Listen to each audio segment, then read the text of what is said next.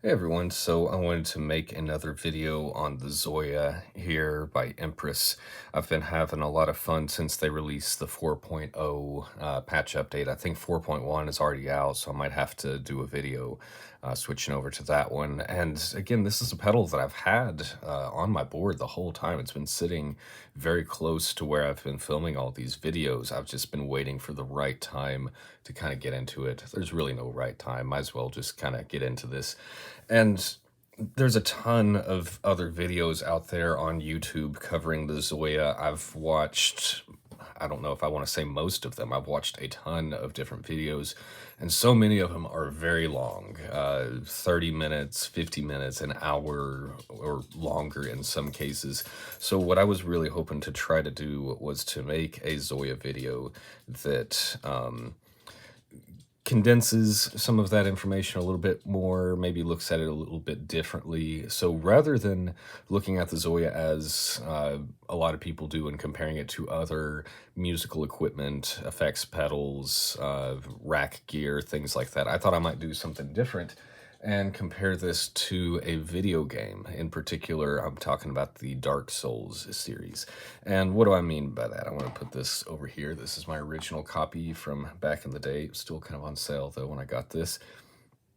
Dark Souls, for those that don't know, is a game with a very difficult reputation as far as being a hard game to play, but very rewarding and kind of turned into a blockbuster series by chance.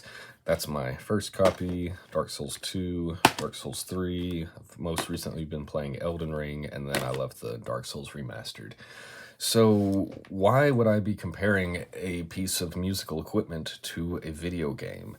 So that's something I hope to try to explain here. If you're interested in this, if you're following what I'm saying, you're probably part of my target audience.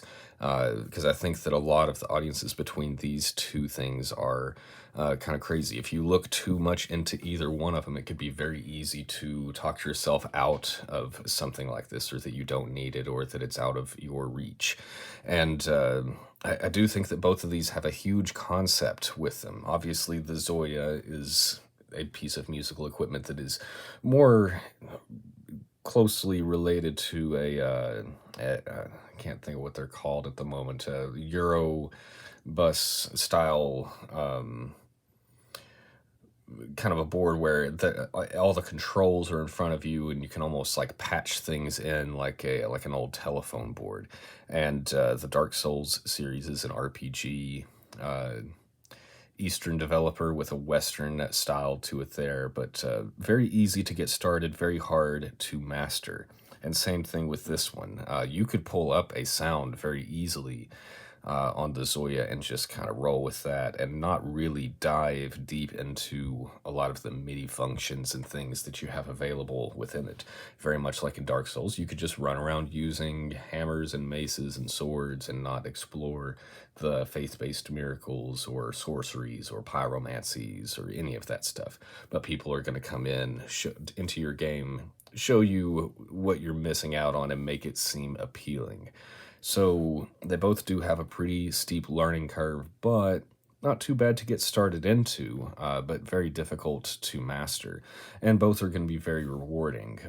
Dark Souls has a great system as far as like when you progress, open up a new pathway, kind of shortcut, or beating a boss that you've been working on for a while. It really gives you a good sense of reward.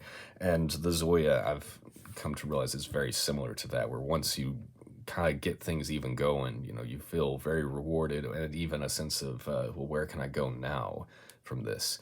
And both of these things are very difficult to learn, to get used to master on your own.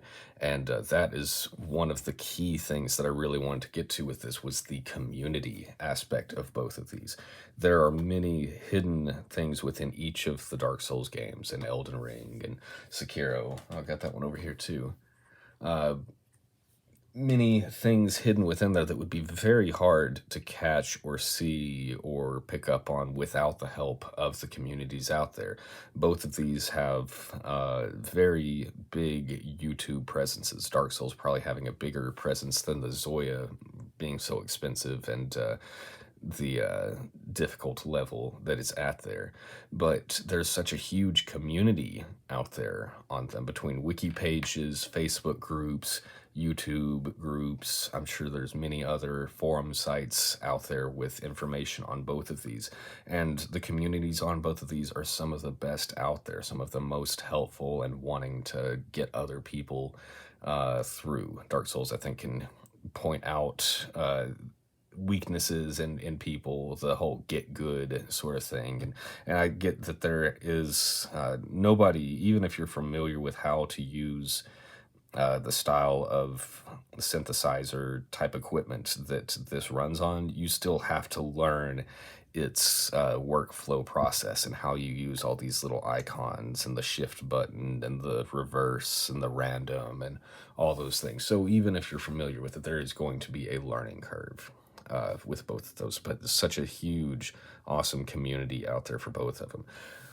One thing that you can't do within Dark Souls that is so cool with this is that the community is able to take patches that they make, upload them to a website called Patch Storage. So right now I'm on this one called Orchestral 2, one of my all-time favorite patches from the Zoia. I'm not hooked up to the interface. You're just going to be hearing the sound through speakers here.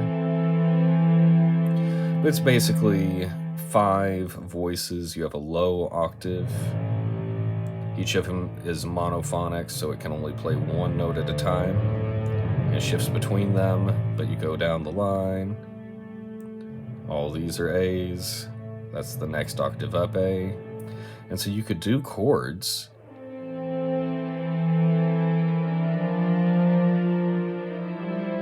very easily, or flip them around. And again, this is not a patch that I built. This is one that a guy just made and put out there for free. In fact, this is the version 2. There's a version 1 available that's very similar. I'm not even sure what the differences between them are.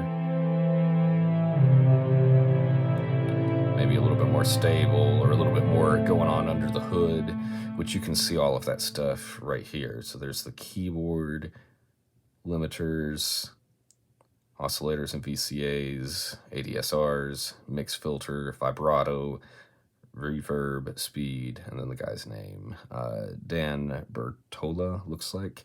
So yeah, there's a lot going on, like I say, under the hood with this, and it's all the wonderful community that's out there for it.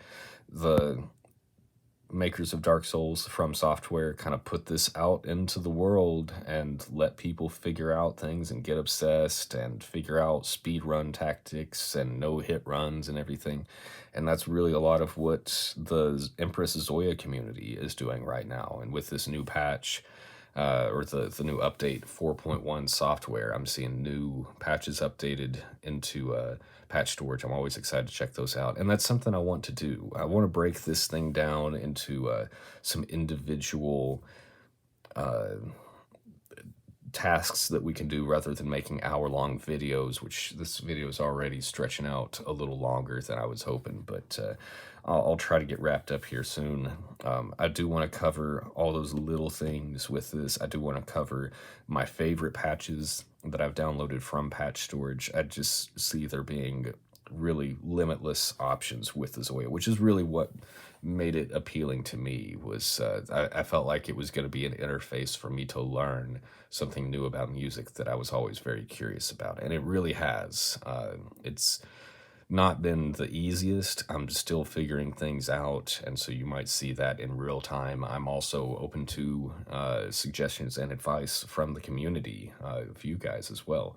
So let's go ahead and wrap this up. Again, rather than comparing the Zoia to other effects units, we're just talking about it like it's a video game. Obviously, there's big differences, but having experience with both of these and how they work and everything, I see a lot of similarities between these two. What do you think? Is there anything else that you would compare the Zoia to, whether it be a car or another, a tool, any kind of thing that you could think of? Let me know. I think that would be an interesting discussion to have, and looking forward to making more videos with this thing soon. Thanks.